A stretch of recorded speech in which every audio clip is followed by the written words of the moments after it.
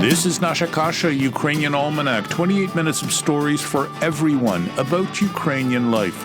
Nasha Kasha is heard on 19 campus and community radio stations from Newfoundland to British Columbia. I'm your reporter, Stefan Andrusiak, and this is episode 244. Portions of this program were first heard in June of 2019.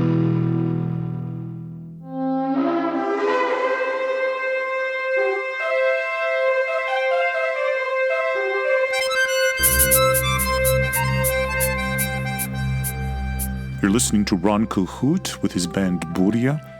This is from their album Sharavarshchina. This melody is called Funky Bukovina.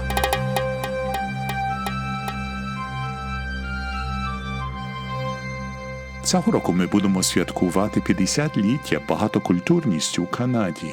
Пропоную послухати наш репортаж. 2021 is the 50th anniversary of multiculturalism in Canada. Once I'm able to travel again, I look forward to bringing you a full edition from Ottawa to celebrate the leadership of the late Senator Paul Yuzik. He embraced all races and cultures around one idea, that we, the multi, can build a stronger one Canada when we formally recognize our roots. Today's story was recorded in a time when multicultural festivals abounded. I look forward to attending as many of them as I can, hopefully very soon.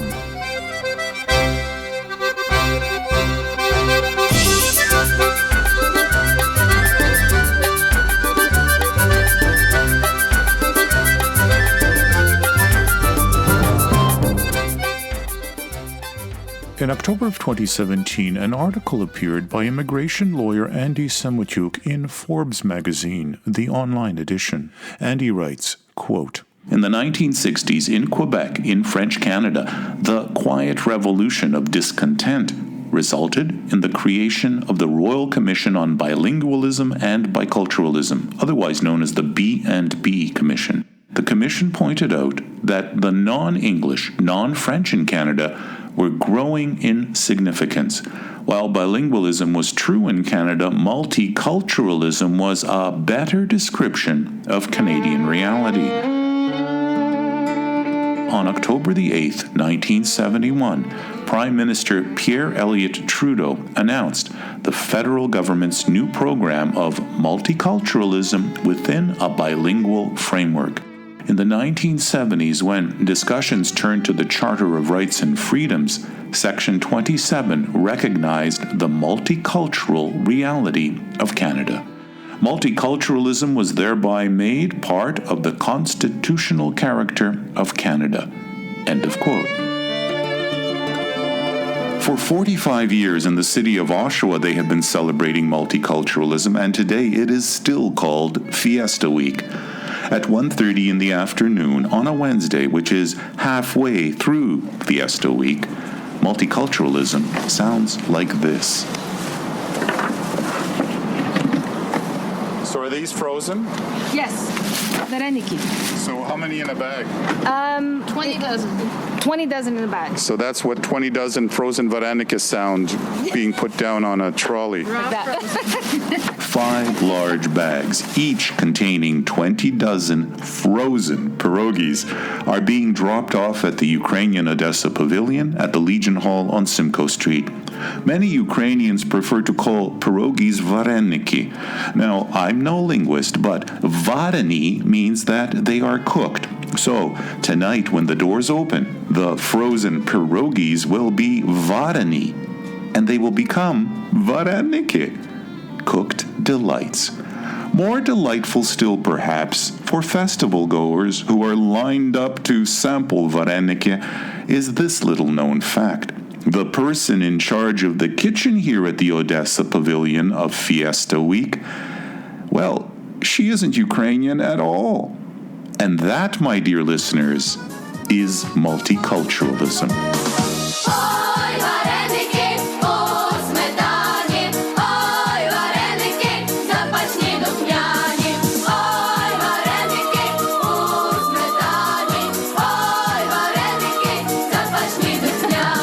getting an early start? I am. I have to come in early and start boiling the water for the vareniki and prep everything for the cooks. Дорослий і малий в Україні знає, без вареничків смачних свята не буває. Ой, вареники у сметані, ой, вареники запашні духмяні, ой, вареники у сметані, ой, вареники. Hi, my name is Ruta Żurkavicius, and I'm a member of St. John the Baptist Orthodox Church here in Oshawa. I am part of the council there, and we're very proud to sponsor this pavilion this year. This is the group Spivohrai from Bila Tsarkva in Ukraine. Now, you're not at the church, you're in Legion. Yes, we've rented the Legion this year because our hall was demolished a couple of years ago. We are rebuilding this year, and a groundbreaking ceremony happened last month, and all the dignitaries were there. They also visited us last night, which was very nice, and supported us. And so hopefully next year we'll be making the perohe over there. But for this year, you're in a Legion. We are in the Legion, and they've been so gracious. This is branch 43, and they've been very, very helpful in helping us set up and graciously open the doors when we need and let us in whenever we want. Can you tell me a little bit about your early years and your background, your cultural background? So actually, I'm not Ukrainian. I'm Lithuanian, but I joined the parish because it's such an inclusive group of people, and we're all Orthodox. So that's the glue that keeps us together. How did your family find its way to Oshawa? My family came from Lithuania after the Second World War into Montreal, actually. I came to Toronto because of work and my husband, and so we started going to other churches that were in Toronto Central. It was just too far for us. And then Father Nicholas suggested we visit this parish because they're bilingual also, because I do not speak Ukrainian, although I sing in the Ukrainian choir, so that's sort of funny. And so we found this parish, and they were so inclusive that we stayed. My boys are both altar boys there. We've been there for the past 7 years or so. So you and your partner are both of Lithuanian origin? No, I'm of Lithuanian, 100% Lithuanian, first generation. My husband is Russian, partly Ukrainian, but that's the great-grandfather, and then he has some Serbian and some, also a little bit of Lithuanian, and I'm going to say Yugoslavian. So, but he's Russian-speaking, yeah. How does that work? How is it that you can feel welcomed and enveloped? The thing that keeps us all together in this community is that we all worship together, and we all know that God is not Lithuanian or Ukrainian or Russian, so it's a universal sort of feeling. It's very welcoming. I was born and raised in Montreal, part of the Lithuanian community, very, very active there. It was difficult for me to move to Toronto, but we're glad we did. I didn't know that the Lithuanian community was Orthodox. I thought that there were other religions in that land. They're primarily Roman Catholic, which I was, and I converted to Orthodoxy in my 20s. My mother always said, as long as you believe, you choose the way you believe in Christ. And when I married Misha, my husband, we firmly believe that to have a cohesive family, we should have one platform of worship. And so I felt very comfortable in the church. It's very, very, very extremely similar, the liturgy and everything. And so it was a no-brainer. I felt at home. Have you always been involved in this fiesta celebration? It's in its 45th year. It's been 45 years, yes. My boys only started dancing 3 years ago, almost 4 years ago, and that's when I became active in it. Before that, I was not. It's a funny story. When Ilya, my eldest, and Ramas, my youngest, Ilya is going to be 18, and Ramas is going to be 16 soon. At first, I wanted them to become active in something. Ilya doesn't like team sports or anything, so I gave him a choice. Either you go swimming or you start folk dancing. I used to folk dance in Lithuanian folk dance ensembles, and I know how rich it is. And so Ilya went, and he loved it. And he just couldn't, he's amazing. He's not just because of my son, but he's amazing. And then Ramas, I had to pull him and drag him by his hair to least try once, and he was very, very adamant that I was not going to force him to do this. Halfway through the practice, he asked me if he could buy a sweatshirt. Sometimes parents know best, because I know when I was folk dancing how great and the opportunities that opened up. I actually went and I danced with Lithuanian, Montreal Lithuanian folk dance into London, England when I was 15, and we performed there. And we did road trips all through the United States, through Philadelphia and all these places, like on the bus, and people would take us into their homes, into Lithuanian communities, and do all that kind of stuff that I would not have been able to do. And it didn't take very long. And it's a great group of kids. They're all really good friends, and they all live separately. And so this brings them together, and they have all different. And I have to say that the majority of them are actually not Ukrainian. So I love to sing. I used to always sing in the Lithuanian choir as well in church and other places. So when I joined the choir, people said, "Oh, Ruta, you must be Ukrainian." I said, "No, Ruta is a very Lithuanian name. It can't be Ukrainian." And then one of my colleagues in the choir handed me a music sheet, Czerwonia Ruta. Czerwona Ruta. Czerwonia. So that was really weird that Ruta is also a Ukrainian name that I didn't know. And what kind of a flower is it? It's for Lithuanians, it's akin to like the maple leaf for Canada. It's very symbolic, and it's a green leaf. In English, it's called rue, R-U-E.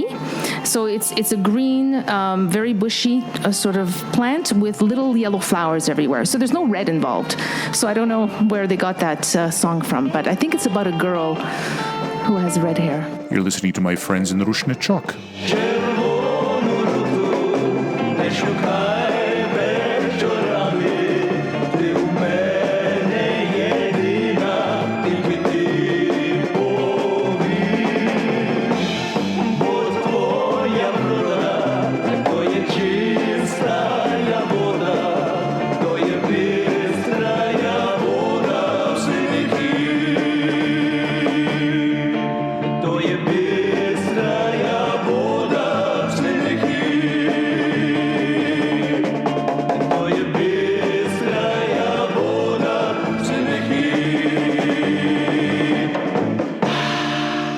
A 10-minute walk from the Legion will bring you to Lviv Boulevard. Now, you know with a name like Lviv, there's going to be something Ukrainian about that street.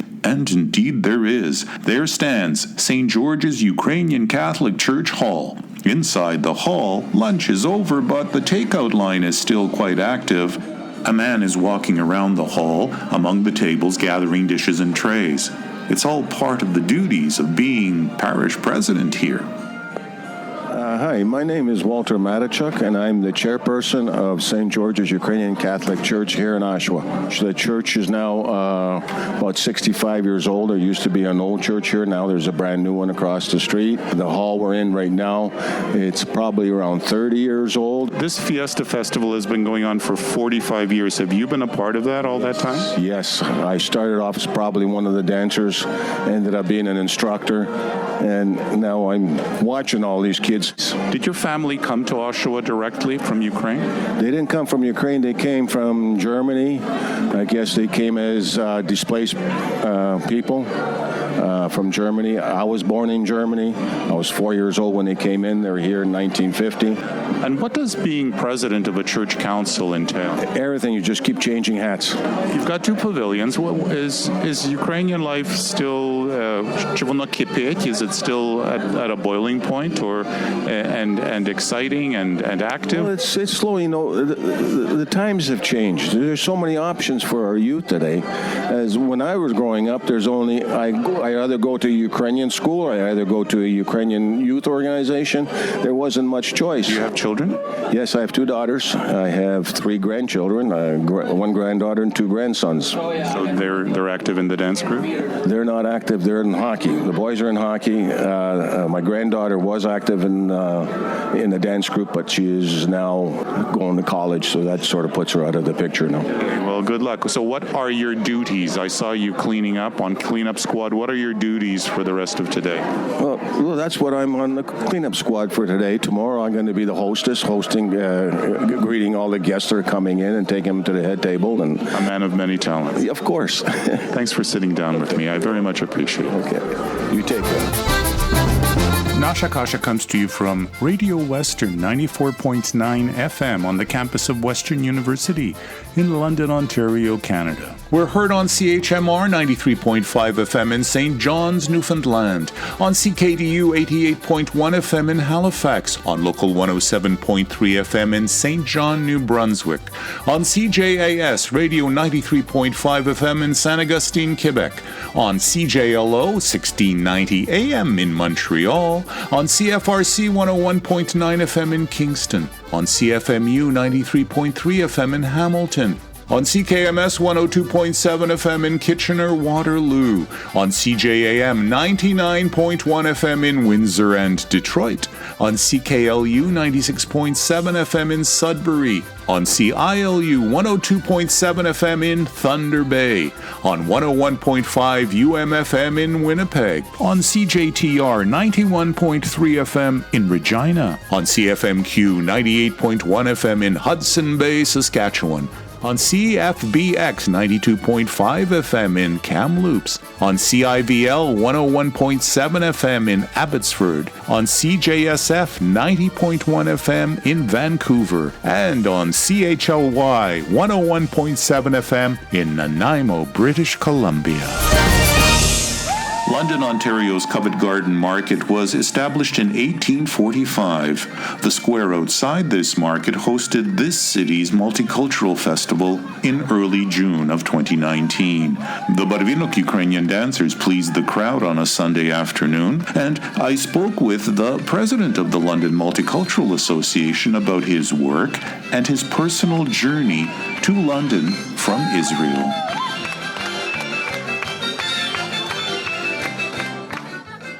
Could you self-introduce in 3, 2, 1? Hello, my name is Jack Malkin, and I'm the president of the London Multicultural Community Association in London. So I was born in Israel. My mother was born in the Ukraine. My father was born in Latvia.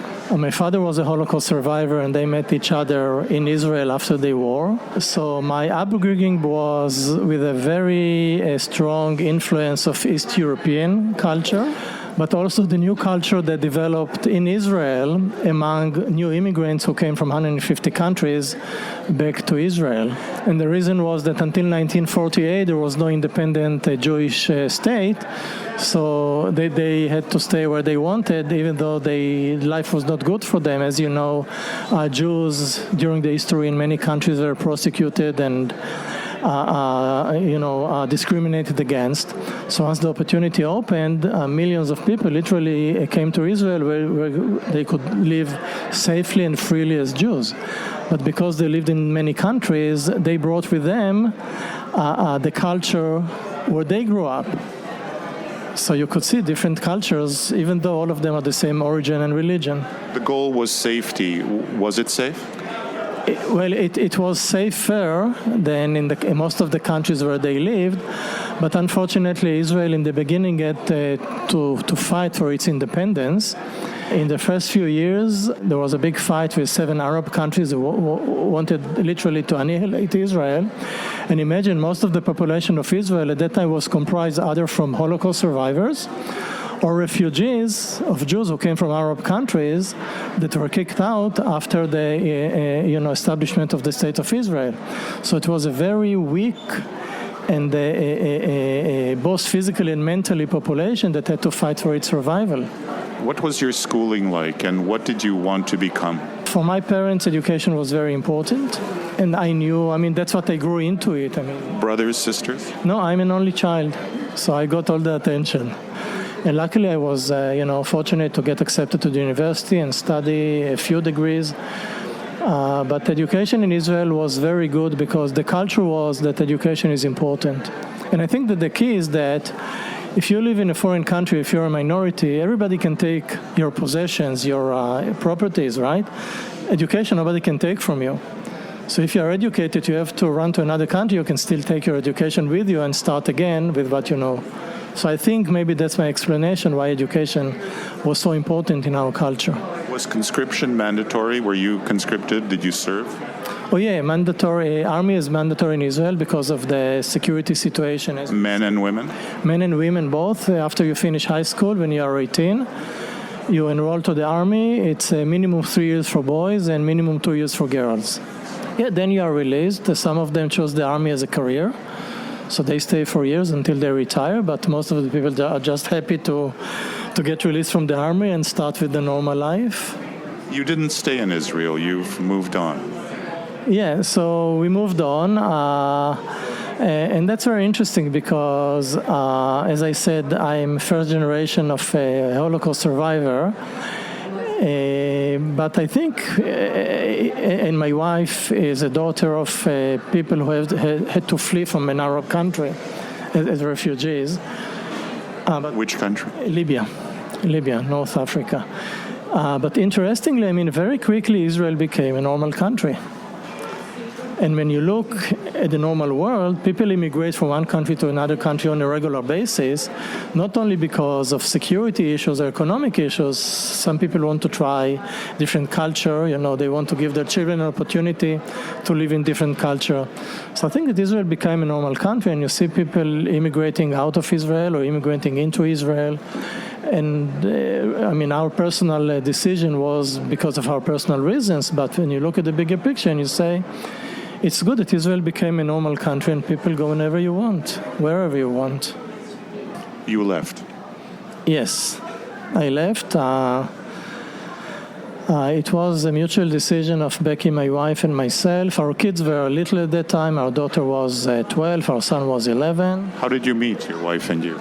So Becky, my wife, she's a pharmacist by education, but she was the chief pharmacist of a big health fund in Israel. That's an organization that provides health insurance and health services to its members. And I was hired to manage their chain of pharmacies, which they started to build. And we worked room by room. She was the professional, I was the administrator. And the rumor is that she knew from day one that she's going to marry me, but it took me a few months to realize it myself. So it was kind of a classic workplace romance. And why Canada? There are not many opportunities of countries that accept you legally, right? I mean, you can go illegally to many countries, but there are very few. I mean, United States, you can immigrate legally. At that time, Australia, New Zealand, and the UK started the program. But Canada, we felt, first of all, they have a very good immigration system, right? So they scrutinize you. You cannot immigrate. It's not easy to immigrate to Canada. It took us more than a year to get our paperwork and to get all the, approvals that we needed from, like a health check and a police check and everything. But Canada has always had a reputation of a great country with very nice people, very friendly people. And we thought that for a family with little kids who move to a different culture, the Canadian culture would be good for us. And I'm happy to say that we were not proven wrong. The impression on Canada that we had before became reality. You have a boy and a girl? We have a boy and a girl, yeah. Our daughter is Mai, she's 27, our son is 26, and our son is Itai. So they have spent in Canada more years than before Canada. How did you get involved in multiculturalism? So Judaism, generally speaking, is a very embracing religion. People who just came from different countries and different cultures, different languages, different food. So I think it's kind of in us to embrace somebody who speaks differently or has a different accent or looks differently. So for us to move to Canada and see diversity, people from different countries, was not a strange thing. But I never got involved in it until 2010, after the earthquake in Haiti. A few leaders in London from different ethnic groups gathered together and we decided to do something because they were in a really bad condition, bad situation. So we decided to do a multicultural concert, relief concert. And this was the first time that I realized how diversified London is, because you had singers and dancers and instrument players for dozens of different communities in London. So for me, it was a good lesson, even though I knew how diversified Canada and London is. And we didn't get big donations. Most of our donations were $5 or $10. these were people who really want to help, even though they don't have enough money for themselves. So this was like a big lesson to me. And then we did a few other relief concerts for Japan and to fight the famine in the Horn of Africa. And we decided to incorporate because we saw that we were working very well together as leaders from different ethnic groups. We wanted to incorporate and do things in a more, constructed way. You go to the GTA, you have hundreds of thousands of people from different communities, so they're strong enough to do their own events. They have their own political voice if they need. In London, its community is small, so only by working together we can have a voice for the ethnic communities and the immigrants in London. What kind of things do you use that voice for? So what we decided to do is be active and be positive. So, for example, there are many other organizations who I really respect, for example, who fight racism or discrimination, which is important. As I said, my family suffered from racism, and it's an important thing to do. But we decided instead of fighting, let's bring people together. Whether we celebrate together, we eat together, we do projects together. Just by doing things together, we get to know each other, regardless of how we look or how we speak. At the end of the day, we find out that we are the same people and very similar, and we have similar goals. And to me, that's a great way, additional way, to overcome differences. Diversity, multiculturalism, is there a difference? Diversity is more than multiculturalism because diversity can refer to gender, to religion, and so on. When we talk about multiculturalism, we probably talk about origins or ethnic, where the people came from. Our organization is a non-religious and non-partisan. So, for example, if the same country, which today is a country, may have different cultures within this country, and it happens a lot, we will entertain each group separately because they have different cultures. They may even speak a different language in the same country because, as you know, boundaries of many countries were decided arbitrarily by the colonialist empires at that time. So country and culture is not necessarily identical. So this is why we are called multicultural and not diversity or multi-religion or multi-faith, because we focus on the culture. We want to celebrate what unites us, and there is more that unites us than separates us. And we want to work on it. We want to embrace multiculturalism. We want to give each group the opportunity to showcase the heritage and culture and celebrate it together. It is 2021, and Jack Malkin continues his role as president of the London Multicultural Community Association. This is the Balkan klezmer band Kasha, Nasha, and Carpathian Carnival. Partial funding for Nasha Kasha is provided by the Shevchenko Foundation and by the Ukrainian Credit Union. Nasha Kasha is also a podcast. There's an easy way to access it for free. Go to nashakasha.libsyn.com. Nasha Kasha is one word. Libsyn is spelled LIBSYN.com. nashakasha.libsyn.com. New Pathway Ukrainian News delivers news and insight every week in English and Ukrainian. Subscribe today at newpathway.ca. I'll be back in a week, God willing. До милої зустрічі за тиждень часу, дорогі слухачі.